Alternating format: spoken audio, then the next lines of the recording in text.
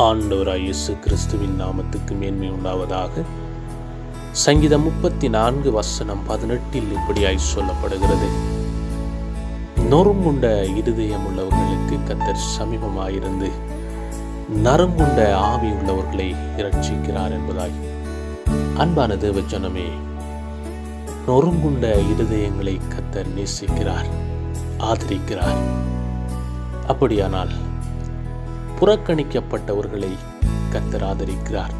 திக்கற்றவர்களை, விதவைகளை, ஏழைகளை கர்த்தர் ஆசீர்வதித்து மேன்மைப்படுத்துகிறார். கர்த்தருடைய சமூகத்திலே அவரை ஏற்றுக்கொண்டு நாங்கள் வாழும் பொழுது அவர் எங்களை மேன்மைப்படுத்தி உயர்த்தி ஆசீர்வதிக்கிறார். அப்படியானால் அந்த ஐஸ்வர்யத்துக்கும் கனத்துக்கும் மேன்மைக்கும் பாத்திரராகிய ஆண்டவராய் இயேசு கிறிஸ்துவை நாங்கள் ஏற்றுக்கொண்டு வாழும் பொழுது அவருடைய மகிமை எங்களுடைய வாழ்க்கையிலே செயல்படுகிறதா இருக்கிறது. ஆண்டவராய் இயேசு கிறிஸ்து உங்களை ஆசீர்வதித்து உங்களை பாதுகாப்பாராக. God bless you.